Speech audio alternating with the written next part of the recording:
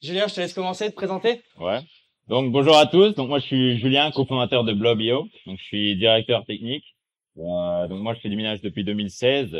J'ai commencé donc dans mon garage tranquillement avec une machine et j'ai continué à pousser dans la tech. J'ai commencé à overclocking, j'ai essayé de toucher du matériel. Ensuite je suis passé en Russie par la création de. Je parle plus fort.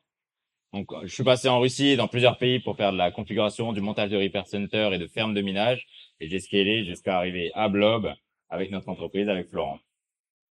Je vais me présenter aussi rapidement et ensuite je vais aborder le thème de cet atelier, qui est la porte d'entrée de la crypto. Parce que la porte d'entrée de la crypto, on a tendance à croire que c'est les exchanges, mais vous allez voir que c'est pas vraiment ça.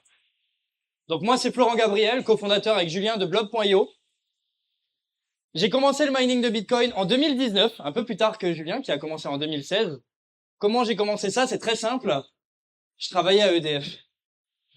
En général, là, ça fait sourire, mais c'est la vérité. Donc moi, j'étais électrotechnicien sur des barrages hydroélectriques pendant 7 ans. Avant, j'ai travaillé à Alstom en tant que technicien de maintenance pendant 3 ans. Et juste avant, j'avais une entreprise de blanchiment dentaire. Pas d'argent, hein. L'argent, c'est maintenant. Ouais, on le précise, c'est vrai. J'ai eu un accident de la vie où j'ai failli perdre la vue. Travailleur handicapé, j'avais perdu mes astreintes. On m'avait mis dans un placard doré. Enfin, doré, non, un placard cuivré plutôt. Et le jour où j'ai souhaité démissionner, j'avais fait les plus et les moins. Et dans les plus, il y avait l'électricité gratuite. Je me suis dit, qu'est-ce que je peux faire avec ça? Et j'ai commencé à miner du Bitcoin dans ma cave. Quand je me suis rendu compte de la rentabilité, j'ai commencé à industrialiser ça très rapidement. Avec Julien, on a construit plusieurs fermes à travers la planète. On a travaillé pour des très gros groupes. Et aujourd'hui, on a cofondé Blob.io il y a 4 mois environ. On a installé, on est à 200 machines installées sur l'Islande. On a encore pas mal qui vont arriver. Et aujourd'hui, le but, c'est de vous présenter le mining de Bitcoin et vous expliquer pourquoi c'est la porte d'entrée de la crypto et vous vulgariser tout ça parce que il y a plein de gens très intelligents, mais pas forcément très intelligibles. Et on va essayer de vous le vulgariser au maximum pour que vous compreniez ce que c'est le mining de Bitcoin. Parce que oui, c'est quelque chose de rentable, mais on va surtout vous démontrer que c'est aussi quelque chose de risqué parce que le gain est proportionnel au risque. Je te laisse faire les diapos, ça sera plus simple en fait. Ouais, bah je suis juste à côté. Alors, Acer, c'est celui qui nous a aidé à miner au début. Alors, merci. Qu'est-ce que le minage? Julien, est-ce que tu veux vulgariser cette diapo la plus simple? Je peux essayer. Alors en gros, que les transactions passent, il faut du coup deux personnes. Une personne qui l'envoie, une personne A qui l'envoie à une personne B. Ok. Par exemple, j'envoie des bitcoins à Florent. Voilà. La transaction, elle est envoyée sur le réseau. Donc, comme on peut le voir avec le grand livre, donc c'est comme un grand livre de compte qui enregistre toutes les transactions. Les mineurs vont aller valider ce bloc avec toutes ces transactions à l'intérieur. Et du coup, on récupère les frais qui sont dans ce bloc, qui vont venir rémunérer les mineurs pour leur travail. Le proof of work. Je peux passer? Ouais, je vais partir sur la deuxième directement. Donc, la porte d'entrée de la crypto, c'est pas les exchanges, c'est pas Binance, c'est pas CoinHouse, c'est pas Swissborg. La vraie porte d'entrée, la première qu'il y a eu, c'est le minage de crypto. Parce que c'est de là que provient le Bitcoin. Le Bitcoin est créé par l'inflation, créé par les mineurs de Bitcoin, enfin par le code. Donc, c'est pas la vraie porte d'entrée, c'est le mining de Bitcoin et c'est pas les exchanges. Tu peux aller tout de suite sur la prochaine diapo. Comme ça, j'enchaîne, voilà. Qu'est-ce que c'est cette image réalisée à l'IA en 10 secondes parce que j'avais pas le temps de faire un PowerPoint digne de ce nom? Alors, c'est censé représenter la blockchain. La blockchain, qu'est-ce que c'est? C'est un grand registre comptable, ni plus ni moins. C'est un grand registre comptable où il y a tous les frais de transaction qui vont s'inscrire sur une page, un bloc. Et cette page doit se tourner en moyenne toutes les 10 minutes. Dans cette page, Julien qui va m'envoyer son argent après, par exemple, avec cette transaction ici, il y aura tant et tant de frais de transaction. Cette page, il y a un code secret à trouver à la fin, et toutes les machines du monde qui sont autour essayent de trouver ce code secret. C'est du brute force. La machine qui va trouver le code va remporter 2 récompenses. La première, c'est tous les frais de transaction qu'il y a eu sur la planète pendant 10 minutes, environ, et la création de nouveaux bitcoins. La création de nouveaux bitcoins, tu peux aller dans la diapo d'après, et après, si tu veux rajouter un truc. Aujourd'hui, on est sur 6,25 bitcoins toutes les 10 minutes, en plus des frais de transaction. On a commencé avec 50 toutes les 10 minutes. C'est ce qu'on appelle les halvings. Tous les 4 ans, 210 000 blocs, donc 210 000 pages, la récompense est divisée par 2. Et on va arriver en 2024, en avril, au prochain halving, avec 3,125 bitcoins toutes les 10 minutes, plus les frais de transaction. Chaque machine va remporter ça. Tu veux compléter quelque chose, Julien? C'est plutôt clair, mais on va dire que c'est ça qui permet de créer du coup la rareté et une évolution de la rareté et faire que Bitcoin soit déflationniste au final. Et les personnes qui perdent leur argent et leur wallet malheureusement, mais il y a aussi la réduction avec les halvings des nouveaux Bitcoins qui sont créés, qui ont été mis sur le marché. Je suis la personne qui perd les wallets. Bref. Je ne visais personne. J'ai perdu les wallets. On nous pose souvent la question du halving, et on va en parler après, parce que c'est quand même un phénomène qui arrive tous les 4 ans. Et à chaque fois, c'est les mêmes questions, vous allez voir. Et on me dit, oui, mais du coup, la récompense pour les mineurs, elle va être divisée par 2. Ça va vous impacter dans votre business. Oui, c'est vrai. Mais s'il n'y avait pas les halvings, pour arriver à 21 millions de bitcoins seulement, il y en aura 21 millions en 2140 et jamais un de plus. Aujourd'hui, on a miné plus de 90%, je crois qu'on a 93. 93% des bitcoins ont été minés. En 2030, on sera à 99 et on va mettre une centaine d'années à miner le dernier pourcentage. Et on n'arrivera jamais vraiment jusqu'à 21 millions, d'ailleurs, ce sera une tangente. Parce qu'à chaque fois, ça divise par 2, divise par 2, divise par 2. Je te laisse aller sur la diapo d'après. Ça, c'est le jeu concours. Ça, c'est le petit jeu pour ceux qui souhaitent voir. Je pensais le mettre plus tard, ce jeu, mais vous pouvez le scanner si vous voulez tout de suite. Ça va vider tous vos wallets instantanément. Mais vous inquiétez pas, c'est pour une association à but non lucratif qui est pour le bien-être de ma famille. Ça s'appelle CryptoCert, sinon. Non, en fait, c'est un petit quiz qui va... Ça va être intéressant de voir votre profil, si vous étiez des mineurs de Bitcoin ou si vous allez l'être un jour. Si vous êtes plutôt dégénéré, si vous êtes plutôt sagittaire, donc assez sage. Donc, on va voir ça, on va les laisser scanner, on va le remettre après, sinon à la fin encore, on laisse scanner 2-3 minutes. Moi, je vais continuer en parlant du minage de Bitcoin et des halvings. Et il y a quelque chose qu'il faut comprendre. Attends, mets juste la diapo d'après, comme ça je sais sur quoi enchaîner. Et tu reviens en arrière. Vas-y. Ah, ouais, c'est la diff. Vas-y, reviens en arrière, c'est bon. La difficulté du réseau, il faut imaginer que si on avait commencé, nous tous, à miner du Bitcoin tous en même temps, tout au début, ou juste Julien et moi, que la récompense en bas de la page de ce livre, c'est une pépite d'or. Imaginez que cette pépite d'or, elle soit dans un tas de sable. Et que l'algorithme fait en sorte que toutes les 10 minutes, quelqu'un trouve cette pépite. Si Julien et moi, il y avait ce tas de sable au milieu, on trouvait la pépite à main nue en 5 minutes, l'algorithme se dirait « Merde, ils ont trouvé la pépite en 5 minutes. Ça aurait dû être en 10. Je vais doubler la difficulté du mot de passe. Je vais doubler la complexité du mot de passe. Donc le tas de sable va doubler. Donc même s'il y a quelqu'un, Florent par exemple, qui se lèverait et qui viendrait avec une pelle après, et on trouverait la pépite en 3 minutes, et ben le tas de sable, il triplerait. Pas instantanément, bien sûr, hein, il va faire la moyenne sur... c'est quoi, tous les 2000 blocs 2016 blocs. Merci Julien, c'est à peu près 10 jours, hein, c'est ça. Voilà.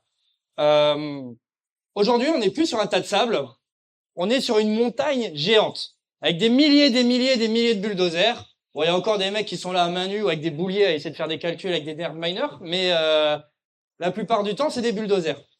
Tu peux aller sur la diapo d'après, Julien, s'il te plaît? Merci. Des bulldozers, voilà.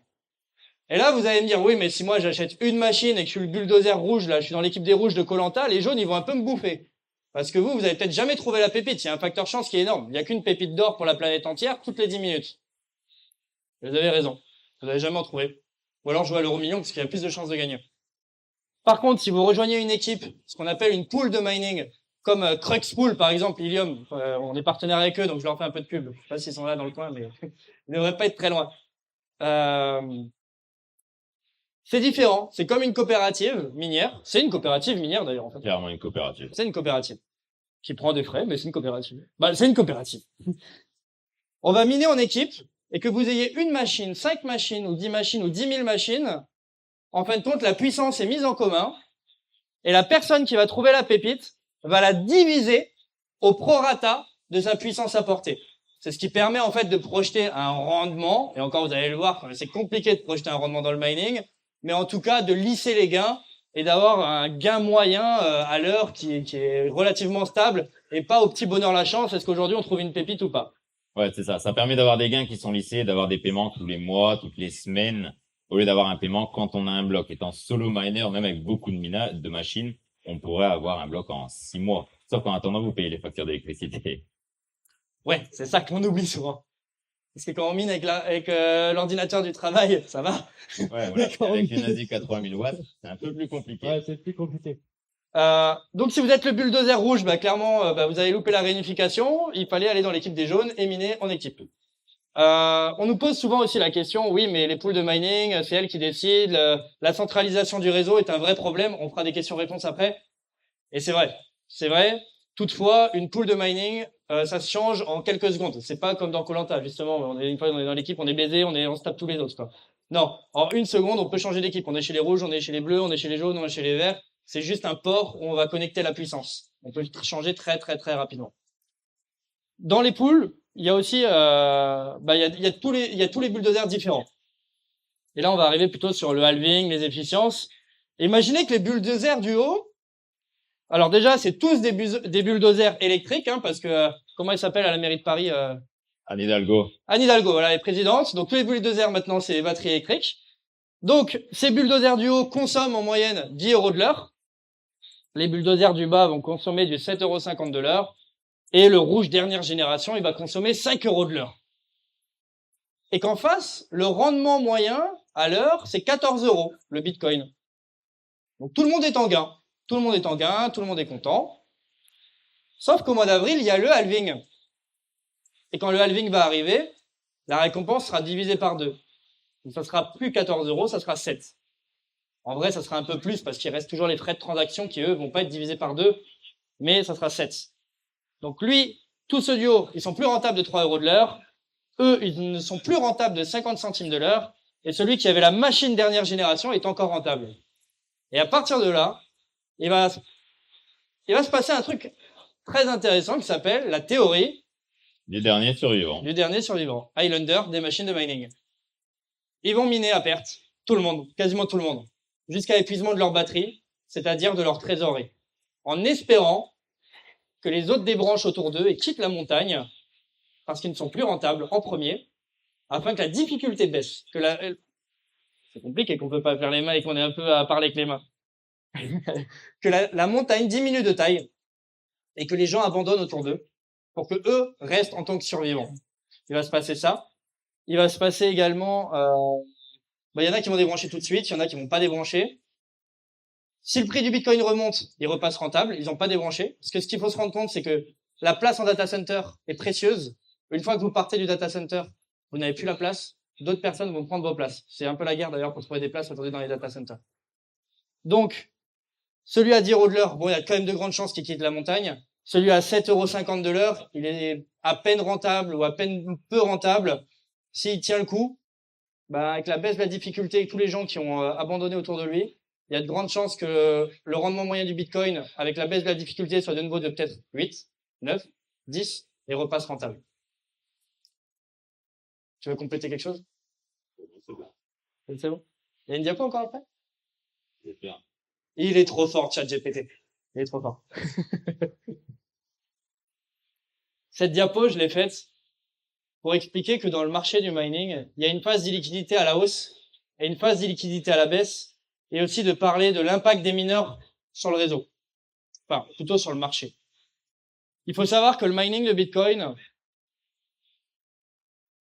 quand tout explose, vous ne trouverez plus de machines et vous ne trouverez plus de place en data center. Ou alors vous avez payé la machine tellement cher que vous l'aurez payé 10 fois le prix. Ah, ils sont vraiment chauds là-bas. On va essayer de monter le son, je vais crier aussi avec eux. Donc, quand le marché monte, vous n'allez plus trouver de machines. Vous allez vraiment plus trouver de machines, vous allez payer 10 fois le prix. Des machines que vous avez payées 1000 € chez Acer, qui a Explore Beyond Limits, Régie, s'il vous plaît. Merci. Vous allez les payer 18 000. Je vais vous donner un exemple. J'avais acheté des machines 400 € en 2019, entre 400 et 600 €, qui produisaient 120 € brut par mois, pour 20 € net. Ce qui s'est... J'ai réussi. En plus, je connais les paroles, on va y aller. Vas-y, complète parce que mon cerveau, je suis monotache à fond. En fait, pour donner un exemple sur les machines de minage, un S9, je vais plutôt partir sur des ASIC, moi pas forcément sur d'autres machines comme Florent. Une machine, donc un S9 en 2016 par exemple, était aux alentours de, je sais pas, je dirais 600, 800 euros.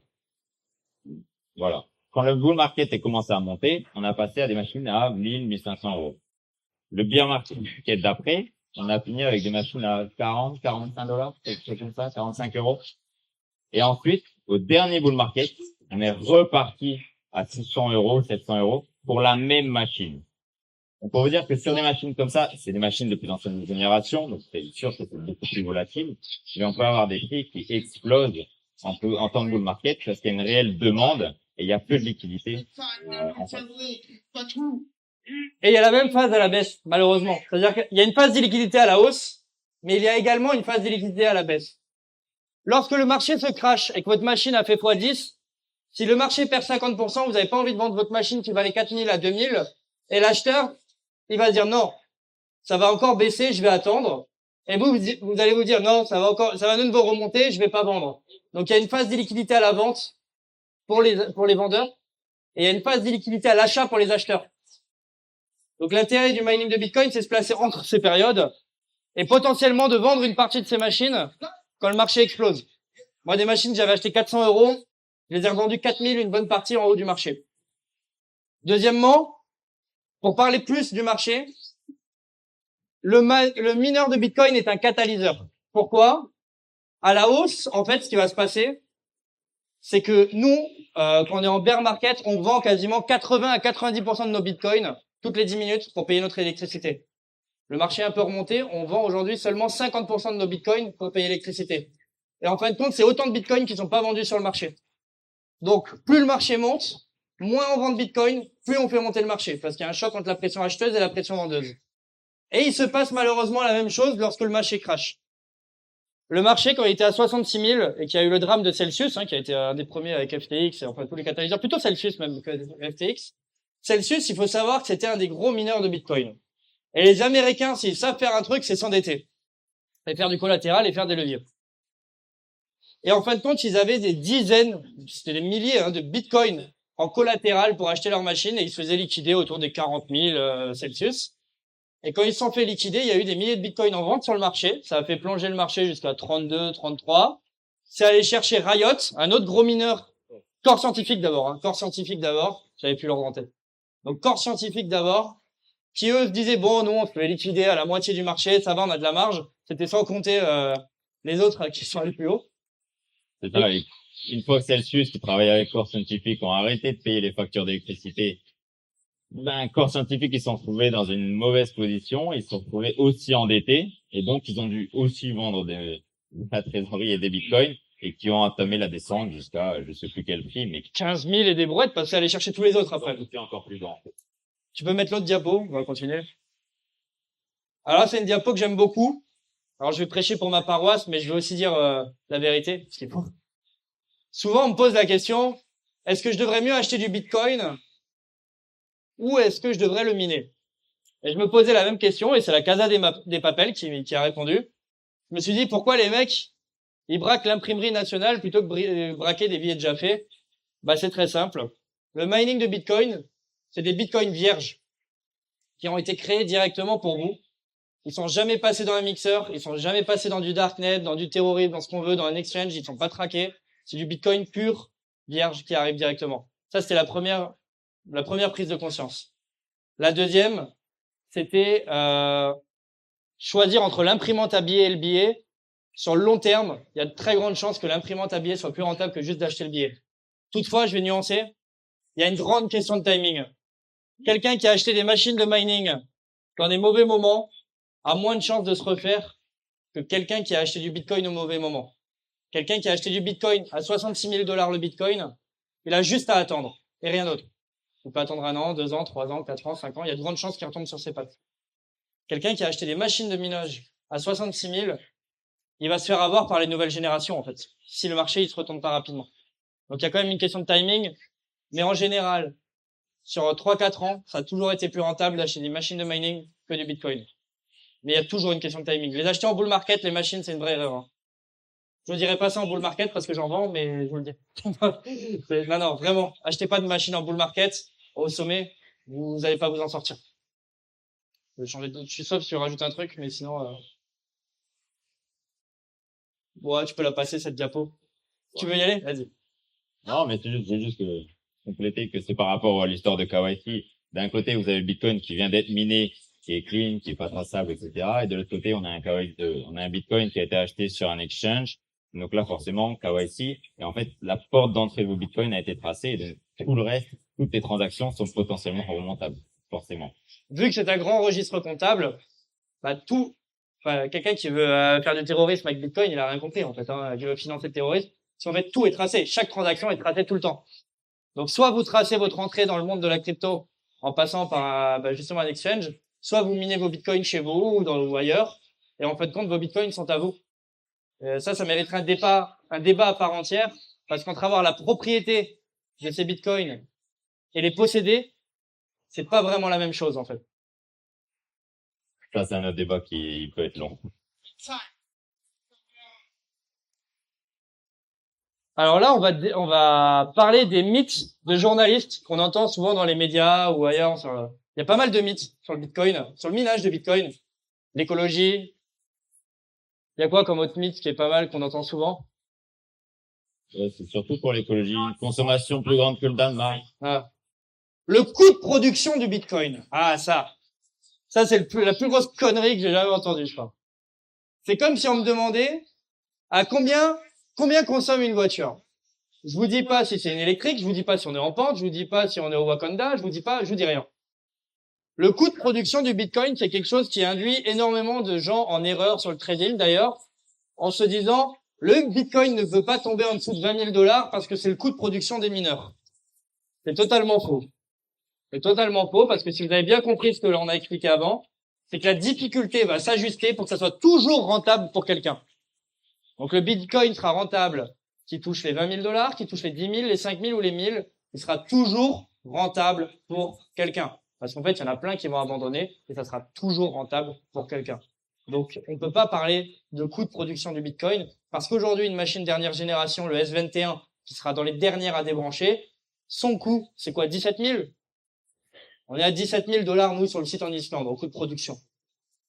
Mais si demain, la moitié de la planète s'arrête parce que c'est très peu rentable et on est à 19 000, parce qu'ils sont tous quasiment arrêtés, bah nous, notre coût, il sera plus à 17 000. Il sera peut-être 12 000 ou 11 000 ou 9 000. Parce qu'en fait, la difficulté, elle aura baissé. Donc ce coût de production, c'est une légende qui n'est pas vraie. On ne sait pas quel mineur mine, on ne connaît pas leur coût élec, on ne connaît pas quelle génération de machine est branchée sur le réseau exactement. Donc le coût de production du Bitcoin, à part se rassurer pour faire du trading, et en fait, plutôt être un très mauvais signal. C'est vraiment un mythe en fait. C'est une connerie. Le coût de production du Bitcoin, c'est vraiment une connerie.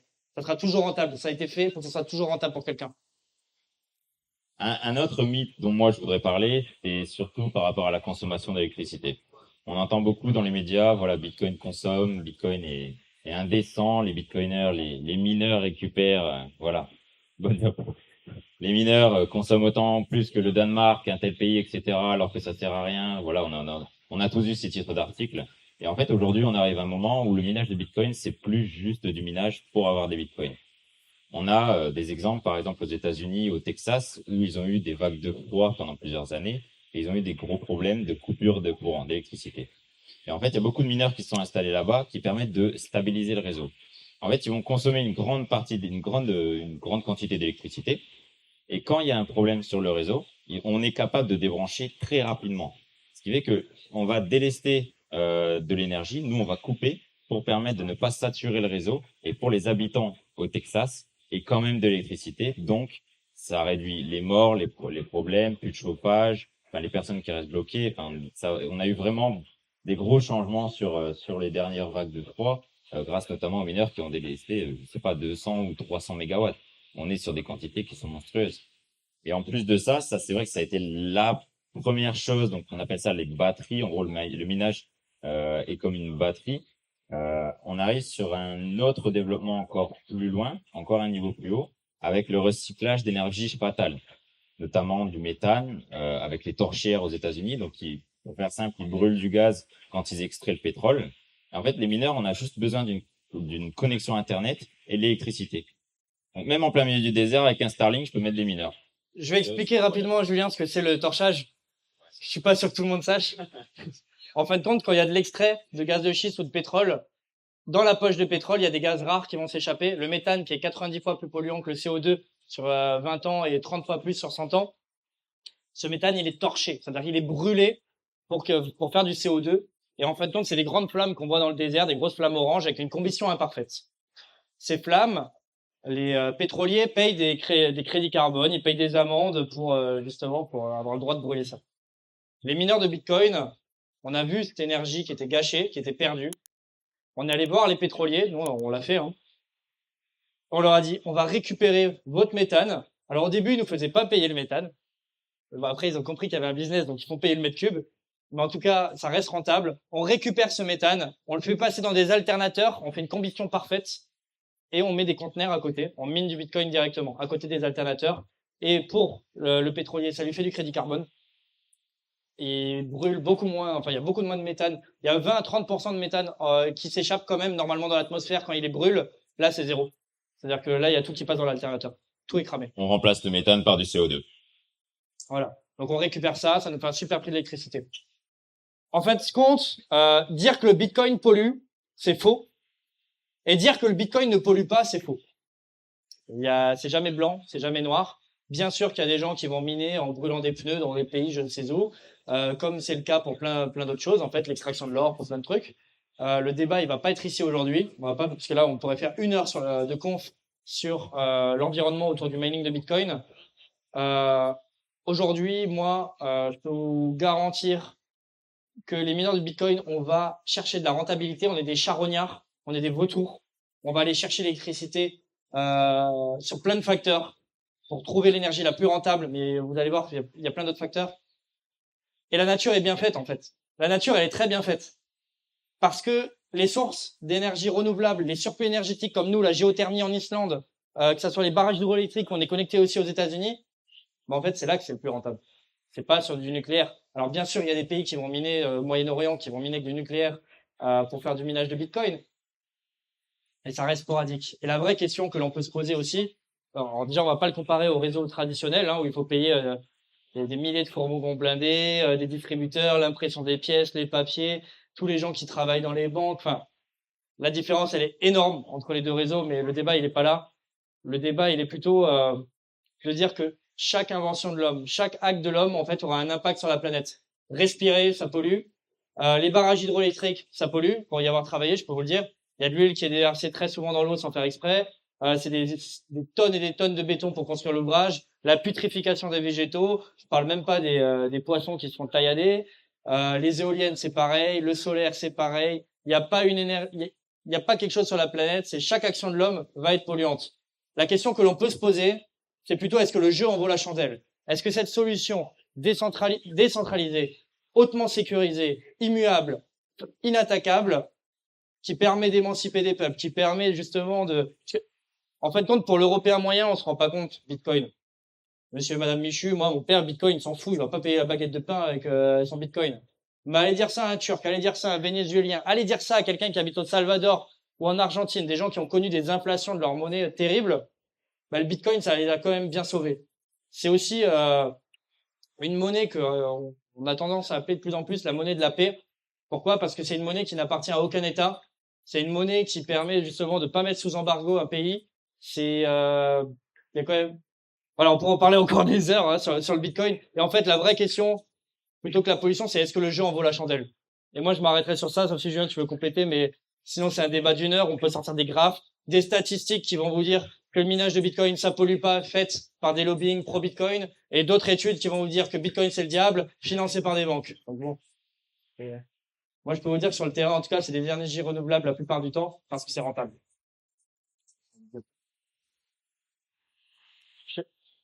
Je laisse attaquer? Alors, la diapo, elle sort pas pareil ici que sur l'ordinateur. Alors, regarde, ce que tu peux faire, c'est que tu fais une capture écran et tu vas dessus. Enlève le mode diapo. Ah, c'est étrange, ça présente pas du tout pareil. Bon, c'est pas grave. Normalement, il y a un graphique en radar. C'est la première fois que ça fait ce bug. C'est pas grave, on va y aller quand même. Vous avez un marqueur? Un marqueur? Non. Je te laisse attaquer ou tu y vas? Ouais. J'y vais. Ouais, mais c'est trop compliqué. Non, je vais y aller rapidement parce que sinon ça va être long. On a combien de temps encore? 10 minutes? Parfait. On va faire très vite, comme ça je vais faire des questions-réponses. Les conditions pour un minage rentable. Non. Alors, les conditions pour un minage rentable, il y en a plusieurs. Très souvent, on pense que le coût électrique, c'est le nerf de la guerre, et c'est le cas, mais il y a plein d'autres facteurs à faire attention. Le premier, c'est la sécurité du site. Si le site, il est pas sécurisé, qu'on vous vole toutes vos machines, bon, vous avez payé l'électricité pas cher, mais le jour où il y aura un problème, vous allez le payer directement. Je passe sur la sécurité parce que je pense que tout le monde comprend les enjeux de sécurité. Entre un data center qui est posé au milieu du Wakanda et un data center qui est posé En Islande, avec 300 000 habitants. ouais, allez, je voulais pas donner notre exemple, mais allez, en Islande, ouais, il faut donner le passeport, carte d'identité. Ouais, on rentre pas comme dans un moulin. La météo, hyper importante aussi. Les machines ont une durée de vie, en moyenne 3 à 5 ans, avant de se faire rattraper par l'obsolescence du réseau ou matériel, ou plutôt au bout de 5 ans. La météo, c'est hyper important. Si vous minez dans un pays froid et sec, bien sûr que vos machines, elles tiendront bien plus longtemps que dans un pays où il fait très chaud. C'est sûr, ou humide. La géopolitique, quelque chose aussi de très important. Moi, en général, quand on vient me voir et on me dit « Non, mais t'inquiète pas, dans ce pays, on connaît ce mec, tu peux miner, ça va le faire. » Moi, quand il faut connaître quelqu'un pour miner dans un pays, ça va le faire, c'est que ça va pas le faire du tout. J'ai miné au Venezuela à l'époque. Julien, tu te rappelles? Ouais, Très bien. Je me suis fait voler l'intégralité de mes machines. non, pas volé. Nationalisé, mais c'est pareil. C'est un beau mot pour dire mais c'est volé. C'était avant l'inflation, c'était avant le Covid, c'était une belle offre. On a mis nos machines là-bas, à nous, hein, pas de nos clients heureusement, et on s'est fait voler toutes les machines. Donc la géopolitique, faire très attention à ça. Nous, on a fait un choix où on mine uniquement, pour le moment en tout cas, dans des pays occidentaux et des pays du Nord. C'est pas l'électricité la moins chère au monde, c'est sûr que miner au fin fond du Wakanda, c'est moins cher. Le prix d'achat des machines, faites attention à ça aussi. En général, si vous payez l'électricité pas cher, mais que le prix d'achat de la machine, faites un peu des comparatifs entre les prestataires. Si vous payez 2 ou 3 fois la machine, en fait, vous avez déjà payé votre élec sur des années à l'avance, en fait. La connexion Internet, faire très attention aussi. Nous, on a un dashboard accessible 24 sur 24, 7 jours sur 7. Les clients ont accès à leur machine. Ils minent directement leur crypto. Et ça, c'est hyper important parce qu'en fait, on peut voir les calculs effectués par la machine. Si la machine effectue les calculs et qu'elle a une mauvaise connexion Internet, les calculs ne vont pas être acceptés par le réseau parce que d'autres machines sur la planète auront déjà fait le calcul. Donc la machine va travailler pour rien. Et le dernier, qui est pour moi un des plus importants après l'électricité, c'est le uptime. C'est le taux de disponibilité de la machine. Je vais vulgariser ça. Si votre machine, elle est branchée dans un data center avec un uptime de 99%, c'est que toute l'année, elle tourne. Sauf pour maintenance, pour rééquilibrage, disjoncteur, enfin voilà, c'est moins d'1% du temps ou 2%. Si vous êtes dans des pays où il y a des barrages hydroélectriques qui n'ont pas assez d'hydraulicité pour toute l'année, potentiellement, vous avez un uptime de 70%. 30% du temps, vos machines ne tourneront pas. Si vous êtes dans des pays très chauds, en général, juin, juillet, août, septembre, vos machines peuvent être à l'arrêt, ou juillet, août. Ça aussi, il faut le prendre en compte. Donc, il y a énormément de facteurs à prendre en compte. Il n'y a pas un pays qui est mieux que l'autre. Ça, il faut bien le comprendre. Je suis pas en train de dire que l'Islande, c'est mieux que les autres, pas du tout. Je dis juste qu'il y a des choix à faire, et il faut les prendre en connaissance de cause. C'est tout. Il y a des pays où l'électricité va être moins chère. Le gain est proportionnel au risque. Il y a des pays qui vont être plus risqués. Le gain est proportionnel au risque. Nous, on a fait nos choix. Merci à tous. Si vous souhaitez visiter une ferme en VR, vous êtes les bienvenus au stand Blob.io. C'est dans la grande antre qui est là-bas. Juste là, d'ailleurs. Donc, visitez une ferme en VR. Venez jouer au jeu concours. Prenez-vous en photo. On a un photo booth aussi. Vous pouvez vous prendre en photo avec des machines que vous pouvez porter. Vous allez voir, elles sont lourdes, mais pas tellement parce qu'on les a vidées de 3/4 des composants. Mais elles restent lourdes. Merci à tous. Bonne journée.